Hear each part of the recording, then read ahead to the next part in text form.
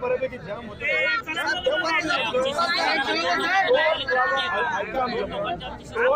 आपण जाऊ तिथून आपण गाडीत बसू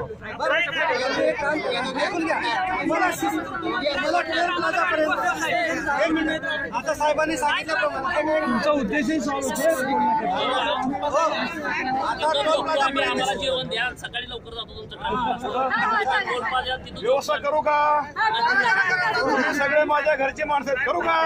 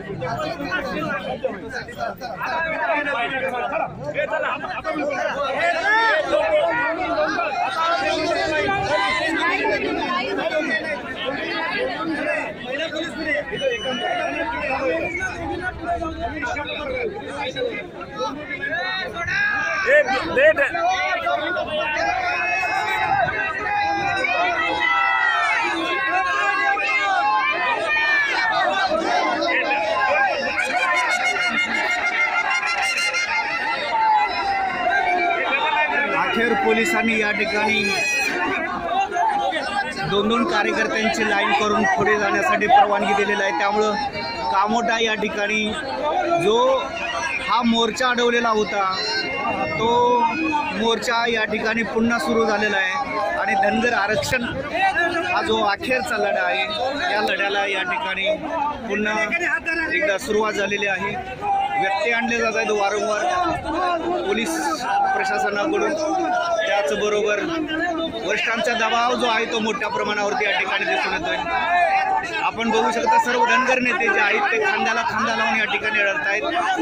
आदरणीय गोपीचंद पडळकर यांच्याबरोबर या ठिकाणी माननीय श्री जयसिंगतात्या शेंडगे, त्याचबरोबर माननीय खासदार डॉक्टर विकासजी महात्मे साहेब देखील या ठिकाणी सर्व कार्यकर्त्यांना शिस्तीचं पालन करायला सांगत आहे, सर्वांना संयम बाळगायला सांगत आहे आणि ते सर्व कार्यकर्त्यांना या ठिकाणी मुंबईकडे आगेकूच करायला सांगत आहे। एकोट एकोट जय मल्हार, आरक्षण आमच्या हक्काचं नाही कुणाच्या बापाचं, असा नारा देत हे कार्यकर्ते जे आहेत ते या ठिकाणी बहुसंख्येनं मुंबईच्या दिशेनं निघालेले आहेत। त्यामुळं आतापर्यंत जो मोर्चा शांततेनं आणि सुरळीत सुरू होता तो पुन्हा एकदा या ठिकाणी सुरू झालेला आहे।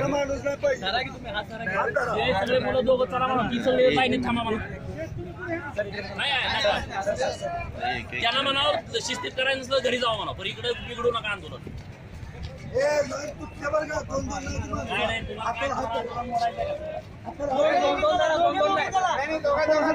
कार्यकर्त्यांना शिस्तीचं पालन करण्याच्या सूचना दिल्या जात आहेत। बहुसंख्येनं महाराष्ट्राच्या कानातून कार्यकर्ते जे आहेत ते या ठिकाणी आलेले आहेत। आपण बघू शकता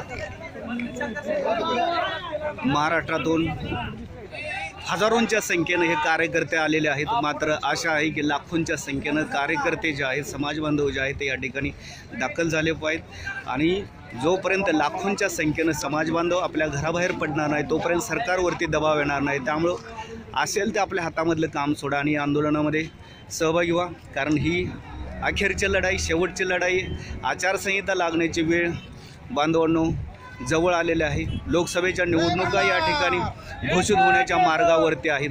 त्यामुळं आचारसंहिता लागण्यापूर्वीच आपला हा प्रश्न मिटू शकतो हे तुम्हा सर्वांना माहिती आहे. परिणामी सरकारवरती जर दबाव वाढवायचा असेल, सरकारचं जर नाक दाबायचं असेल तर आपल्याला या ठिकाणी या आंदोलनामध्ये लाखोंच्या संख्येनं सहभागी व्हावं लागणार आहे. त्यामुळं माझी तुम्हा सर्वांना विनंती आहे, नम्रतेची विनंती आहे, कळकळीची विनंती आहे की आपण या शेवटच्या लढाईमध्ये, आपल्या अस्तित्वाच्या लढाईमध्ये, आपल्या अस्मितेच्या लढाईमध्ये लाखोंच्या संख्येनं सहभागी व्हावं आणि ही जी लढाई आहे ती या ठिकाणी सफल करावी. विजय आपलाच आहे. थोडा वेळ लागतोय, मात्र बांधवांनो विश्वास ठेवा.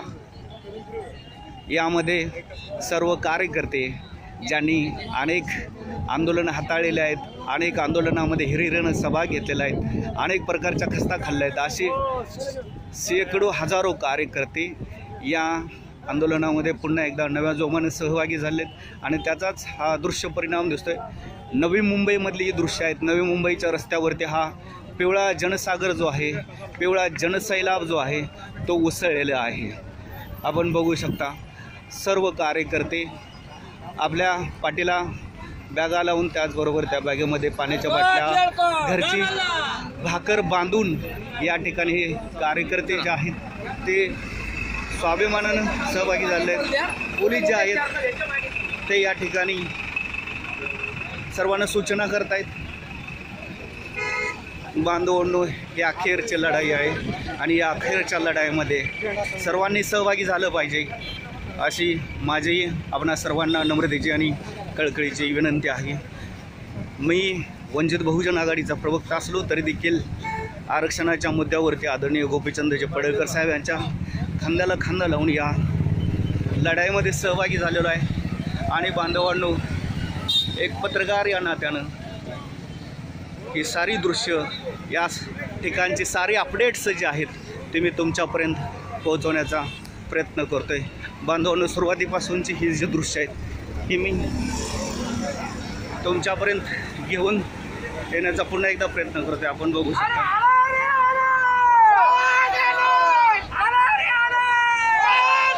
माझी तुम्हा सर्वांना नम्रतेची, कळकळीची हात जोडून विनंती आहे. हा लढा आपल्या अस्तित्वाचा आहे, ही लढाई आपल्या अस्मितेची आहे. त्यामुळे आपल्या या हक्काच्या लढाईत, हक्क आणि अधिकारांच्या लढाईत, आपल्या अस्तित्वाच्या लढाईत, आपल्या अस्मितेच्या लढाईत आपण सर्वांनी बहुसंख्येनं सहभागी झालं पाहिजे. घोषणा द्या, घोषणा